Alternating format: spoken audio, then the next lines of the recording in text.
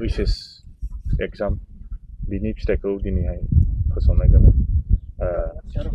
चिरां जिल्ला दुलाराय बर' फरायसा आफादनि जानानै मा बुंनो सानो?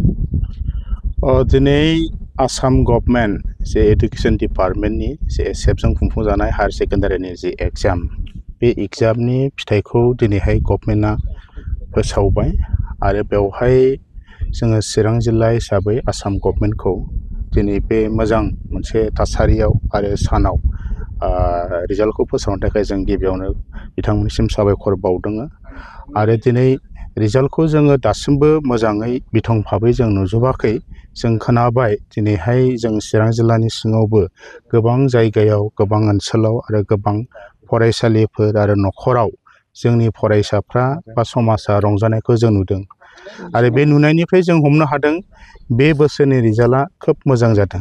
जों गोबां मोजां माने पार्सेन्ट लानानै साफा सानैनि जि रिजाल्ट बेखौ खौरांखौ जों मोनबाय। दा बेनिखायनो दिनैनि बे मोजां दिनाव जायफोर फरायसाफ्रा ओइचएस आनजाद होनानै मोजां मोनसे रिजाल्ट लानो हाबाय बा साक्सेस खालामबाय रिजाल्टखौ, बेनि थाखाय खस्थ' खालामनानै बिथांमोननि जि हार्ड वार्क आरो डेडिकेसन बेनि गेजेरजों फिथाइ मोननो हानायनि थाखाय बिथांमोननिसिम दुलाराय बर' फरायसा आफादनिफ्राय रोजा रोजा जोङो साबायखर बावनायजों लोगोसे कंग्रेचुलेसन जों हरबाय आरो बेजों लोगोसे फरायसाफोरनि रिजाल्टखौ मोजां खालामनो हानायाव बा बिथांमोननि एडुकेसनेल जे मोनसे जार्नि बा केरियार दानायनि थाखाय बिमा बिफा गार्जेनफ्रा जिबायदि न'खरनिफ्राय जोथोन लानानै बिथांमोनखौ बे लेभेलसिम लाबोनो हाबाय, बिथांमोननिबो जथेस्थ' बाहाय एफर्ट दङ। बेनिखायनो गासै फरायसाफोरनि बिमा बिफानिसिम जोङो दुलाराय बर' फरायसा आफादनिफ्राय सिबिनाय खुलुमनायखौ आरो साबायखरखौ जों बावहरदों।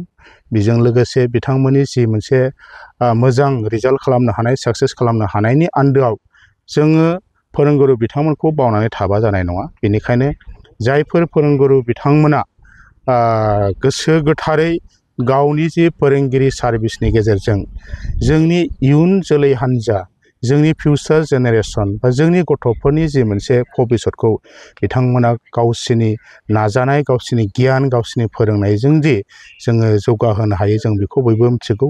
दा बेनिखायनो दिनै बे गोथार सानजों लोगोसे बे बुब्लियाव मिडियानि गेजेरजों साफ्रोमबो जोंनि फोरोंगिरि समाजनि, जोंनि मानगोनां सिबिजाथाव फोरोंगिरि बिथांमोननिसिम चिरां जिल्ला दुलाराय बर' फरायसा आफादनिफ्राय दिनैनि बे मोजां रिजाल्टनि थाखाय गोसो गोरबोनिफ्राय बिथांमोननिसिम साबायखर जों बावहरदों आरो बेजों लोगोसे जोङो बेखौनो आसा खालामदों रिजाल्ट हिसाबै बेवहाय साफा सानै गथ'फ्रा हयथ' फेल जानो हागौ, बे स्वाभाबिकखा।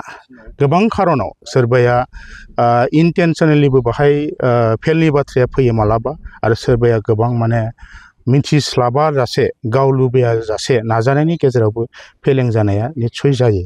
दा बेहाय फेल जानायखौ लानानै बा फेलें जानायखौ लानानै जोंनि फरायसाफ्रा जाहाथे गोसोआव खुनु नार्भास, दुरबल जाया बा फ्रास्ट्रेसन जाया, गुबुन मोनसे बेबायदि डिस्ट्राक्टिभ लाइननि बा नेगेटिभ लाइननि खुनु गोसोआव सिन्ताधारा बा डिसिसन लायालासिनो पजिटिभ मोनसे मेन्टेलिटिजों फैबाय थानाय समाव आरोबाव मोजाङैनो नाजाफिननो थाखाय बिथांमोना सेस्था खालामगोन, आं बेखौ आसा खालामबाय। आरो दिनैहाय जायफोर फरायसाफ्रा मोजाङै रिजाल्टखौ दिनै खालामनो हाबाय, बिथांमोना फैबाय थानाय समाव गावसिनि जि फिउचार केरियारखौ मोजां लांनो थाखाय, हायार इडुकेसन फरायनांगौनि थाखाय, इनस्टिटिउसन सेलेक्सन खालामनांगौनि थाखाय बिथांमोना जाहाथे मोजाङैनो बेफोर लामाजों हान्थिलांनो हायो, जार्नि अफ इडुकेसन बेखौ बिथांमोना थोंजोङैनो लांनो हायो। बेनि थाखाय आं आफा आनान गसाइनि खाथियाव आर'ज गाबो। बिरखं गाथोननि सोमोन्दै सोलोंथाइ लानो गोसो गुदुं लाइमोनफोरनि थाखाय मोजां रादाब। गोजान जायगाफोराव थांनानै गोबां रां खरसा खालामना सोलोंथाइ लानांगौनि गोनांथि गैलिया।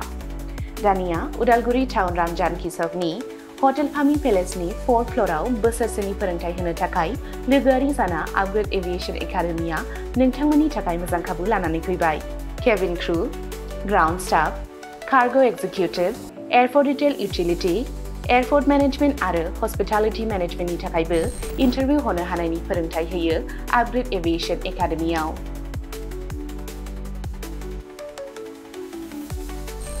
मुं थिसननायनि सायख'नाया 19 बोसोरनिफ्राय 22 बोसोर बैसोनि गेजेराव जानांगोन। गोसो गुदुं बिजाथिफोरा सोलाद लानो थाखाय स्क्रिनाव होनाय जानबुं अनजिमा 96783 60226 आव कल खालामनो हागोन। जब प्लेसमेन्टआ 100% रोखा जागोन होनना मिथिहोदों आपग्रेड एभिएशन एकाडेमिनि सामलायगिरि बिथांमोनहा।